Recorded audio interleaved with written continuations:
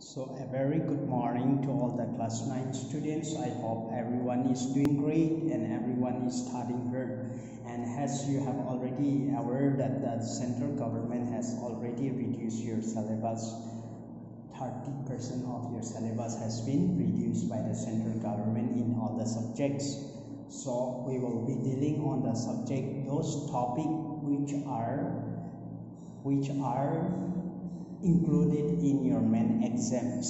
So, and moreover, we will be dealing on chapter 4 today. Chapter 3 is also included in your this one syllabus, but we'll deal later on. But we'll deal this chapter 4 first. And I have already sent you this one video about this one last topic, broader meaning of democracy. I have dealt in brief, so I hope you will understand. Watch the video carefully, and if you have any queries, you are most welcome to ask. And at the same time, I'll be sending you the extra notes today. Please find out the answer as soon as possible. And I hope everyone is studying hard, and it is a good news for you. Please study hard and score good marks. So let's start chapter 4. So chapter 4, we are going to deal about electoral politics. Electoral politics. In this chapter, we are going to see about the election system in our country, how election is conducted in our country, and why election, what makes election necessary in our country. These all topics we are going to deal in this chapter. So please concentrate. और election commission का बारे में आप लोग जानने को मिलेगा थोड़ा यहाँ. इलेक्शन कमीशन क्या है? ये एक इंडिपेंडेंट बॉडी है हमारा देश में. एक मीन्स बहुत पावरफुल इंस्टीट्यूशन माना जाता है इलेक्शन कमीशन को, जो किसी का नहीं सुनता है. वो डायरेक्ट अपना पावर कॉन्स्टिट्यूशन से मीन्स कॉन्स्टिट्यूशन से डायरेक्ट अपना पावर लेता है और यूज करता है. 3 इंडिपेंडेंट बॉडी है इंडिया में जो गवर्नमेंट से फ्री है. Election commission, UPSC board and judiciary, ये तीनों फ्री है पॉलिटिक्स से. तो इलेक्शन कमीशन का रोल भी हम लोग थोड़ा यहाँ देखेंगे, लेकिन ज़्यादातर हम लोग देखेंगे इंडिया में कैसा इलेक्शन किया जाता है. Please be attentive. Okay, let's start. In chapter 2, we have seen that in a democracy, it is neither possible nor necessary for people to govern directly. So, in chapter 2 में हम लोग जो chapter 1 है, जो democracy है, उसमें हम लोग देख चुका है कि democracy में ये possible नहीं है और necessary नहीं है people लोग directly govern करें, क्योंकि people लोग गवर्न करता है, रूल करता है थ्रू देयर इलेक्टेड रिप्रेजेंटेटिव. हम लोगों को मालूम है, तो क्योंकि लोग डायरेक्टली तो रूल नहीं कर सकता है अपने आप को.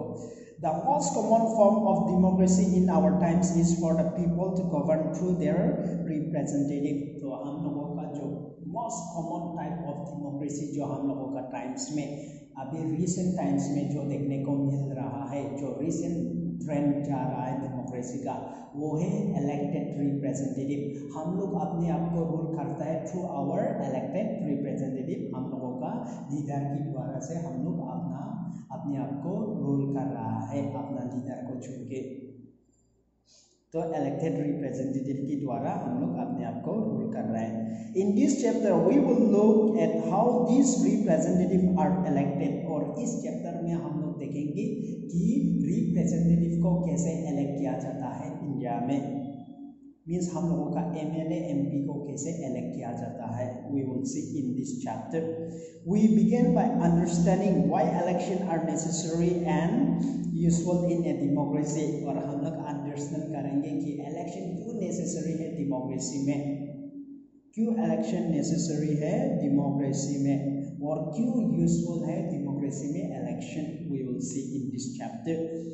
We try to understand how electoral competition among parties serve the people. और electoral competition means कैसा मीन्स वोटिंग के लिए कैसा कंपटीशन किया जाता है डिफरेंट पार्टीज के बीच, और लोगों को सर्व करने के लिए, लोगों को क्या क्या प्रोमिसेस करता है हम लोग ये देखेंगे।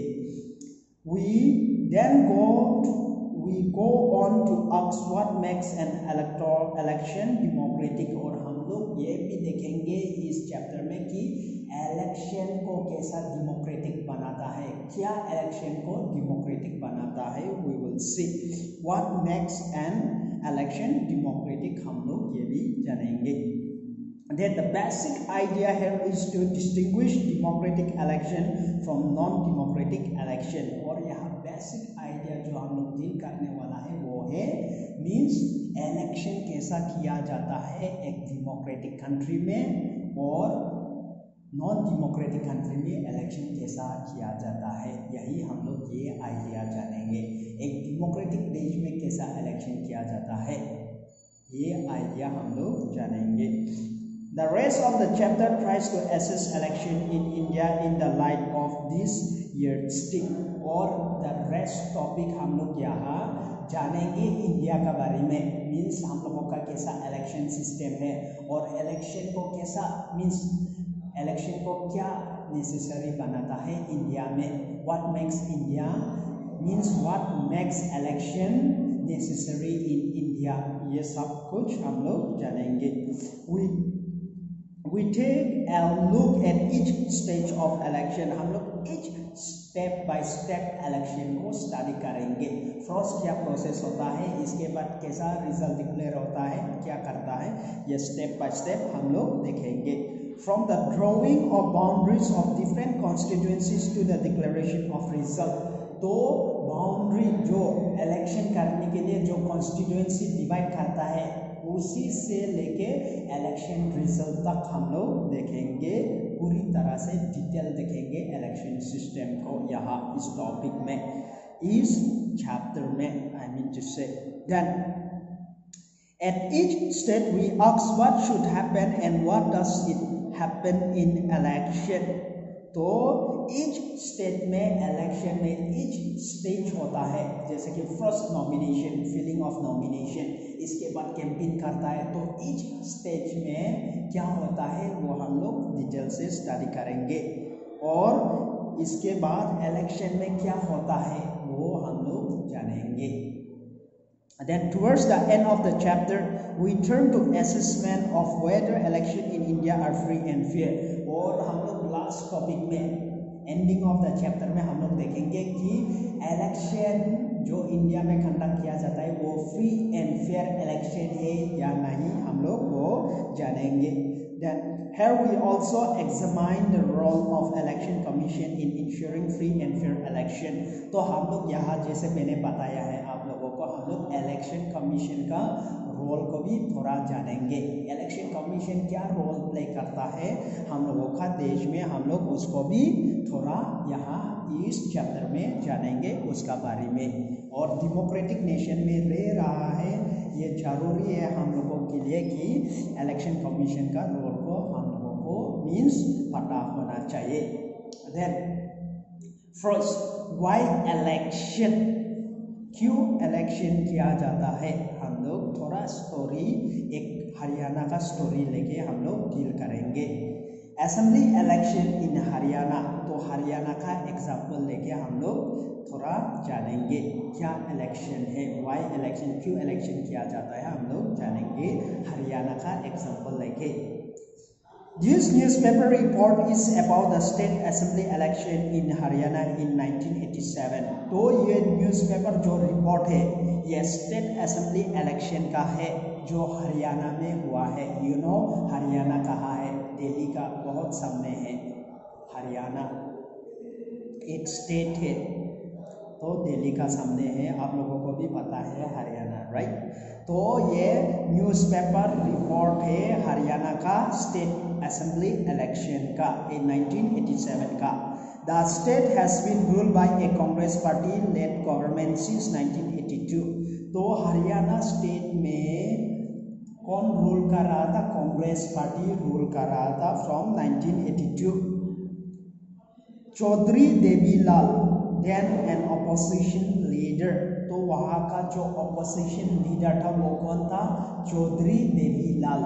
दैट मीन्स कांग्रेस रूलिंग में था और ऑपोजिशन का लीडर चौधरी देवीलाल था। Led a movement called Nyaya Yudh, और ये चौधरी देवीलाल ने एक मूवमेंट लॉन्च किया है और उस मूवमेंट का नाम है Nyaya Yudh. That means struggle for justice. एक मूवमेंट ऐसा लॉन्च किया है जो ऑपोजिशन लीडर था हरियाणा में। Then and form a new party, और ये चौधरी देवीलाल वो एक न्यू पार्टी फॉर्म किया है हरियाणा में जो ऑपोजिशन लीडर था। तो कांग्रेस रूलिंग में था, वो ऑपोजिशन लीडर था चौधरी देवीलाल। तो एक मूवमेंट लॉन्च किया है, इसके बाद वो उसने एक नया यूथ बोल के एक मूवमेंट लॉन्च किया है और इसके बाद उसने एक पार्टी मीन्स फॉर्म किया है चौधरी देवीलाल ने, लोकदल, और उसका पार्टी का नाम था लोकदल। चौधरी देवीलाल का पार्टी का नाम था Lokdal. His party join other opposition party to form a front against the Congress in the election. तो ये चौधरी देवीलाल का जो पार्टी है लोकदल, उसने बहुत सारा छोटा छोटा पार्टी के साथ एक कोलिशन, एक अलायंस फॉर्म किया है कांग्रेस को मीन्स डिफीट करने के लिए इलेक्शन में। 1987 में कांग्रेस को इलेक्शन में डिफीट करने के लिए उसने छोटा छोटा जितना भी हरियाणा में पार्टी है उसको वो अपनी तरफ करके अलायंस मिला के उसने अपनी तरफ किया है कांग्रेस को इलेक्शन में कांग्रेस के खिलाफ लड़ने के लिए चौधरी देवीलाल ने। इन the election campaign Devilal said that if his party won the election, his government would waive the loans of the farmers and small businessmen। तो इलेक्शन कैंपेन हुआ है इसके बाद, क्योंकि 1987 में स्टेट असेंबली इलेक्शन हुआ था हरियाणा में और देवीलाल चौधरी ने बहुत सारा छोटा छोटा पार्टी को अपने साथ करवा लिया था, कांग्रेस का खिलाफ इलेक्शन लड़ रहा था। और उसने इलेक्शन कैंपेन में हरियाणा में चौधरी देवीलाल ने क्या प्रॉमिस किया है, अगर मेरा गवर्नमेंट को आप लोग वोट करेगा या मेरा पार्टी को वोट करके जिताएगा इलेक्शन में, तो हम जितना भी फार्मर्स लोगों का लोन है, जो लोन लिया हुआ है फार्मर्स लोग और जो स्मॉल बिजनेसमैन लोग लोन लिया हुआ है सरकार से, ये सारा लोन को हम माफ कर देंगे बोल के चौधरी देवीलाल ने इलेक्शन कैंपेन में प्रॉमिस किया है हरियाणा में। ऐसा बोल के इलेक्शन कैंपेन में चौधरी देवीलाल ने प्रॉमिस किया है लोगों को। Then he promise that this would be the first action of his government, और उसने ये प्रॉमिस किया है इलेक्शन कैंपेन में अगर उसका पार्टी को वोट करके जिताएगा तो उसका गवर्नमेंट सारा, अगर उसका गवर्नमेंट फॉर्म हो गया हरियाणा में तो सारा जितना भी लोन है फार्मर्स लोगों का और छोटा बिजनेसमैन लोगों का, वो सारा लोन को माफ कर देंगे वो, और उसका गवर्नमेंट का ये फर्स्ट एक्शन होगा गवर्नमेंट फॉर्म करने के बाद। तो ऐसा इलेक्शन कैंपेन में प्रॉमिस किया है चौधरी देवीलाल ने हरियाणा में।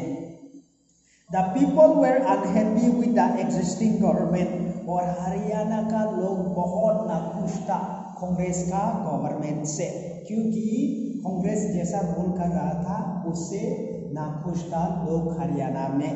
Then they were also attracted by Devilal promise, और his alliance partner को बहुत जोरदार से किया है। Then Lokdal and its partner won 76 out of 90 seats in the state assembly। That means पूरी तरह से मेजोरिटी सीट मिला है हरियाणा में चौधरी देवीलाल का पार्टी को। वो लोग 90 सीट में से 76 सीट ऑल टुगेदर जीता है, मीन्स लोकदल और उसका अलायंस पार्टनर लोग। Lokdal alone won 60 seat and thus had a clear majority in the assembly। तो लोकदल अकेले को कितना सीट मिला है? 60 सीट, मेजोरिटी सीट मिल गया है लोकदल अकेले को, और कुल मिला के उसका अलायंस पार्टनर और लोकदल मिला के 76 सीट जीता है हरियाणा में, और वो लोग मेजोरिटी सीट जीता है। The Congress could win only 5 seats और उस इलेक्शन में कांग्रेस को सिर्फ 5 सीट मिला था. Then once the election results were announced, the sitting chief minister resigned. तो इलेक्शन रिजल्ट अनाउंस करने के बाद जो चीफ मिनिस्टर था वो रिजाइन कर दिया है कांग्रेस का. और इसके बाद the newly elected members of legislative assembly MLAs of Lokdal choose Devilal has their leader. तो न्यूली असेंबली जो इलेक्ट हुआ है, न्यू गवर्नमेंट फॉर्म हुआ है, तो देवीलाल को लीडर चुना है लोकदाल का पार्टी लोग. तो इसके बाद the governor invited Devilal to be the new chief minister. तो गवर्नर इनवाइट किया है देवीलाल को न्यू चीफ मिनिस्टर के लिए और वो चीफ मिनिस्टर बन गया है हरियाणा का. 3 days after the election results were declared. तो 3 days 3 दिन के बाद इलेक्शन रिजल्ट डिक्लेयर करने के बाद he became the chief minister. तो चौधरी देवीलाल चीफ मिनिस्टर बन गए हरियाणा का. तो उसके बाद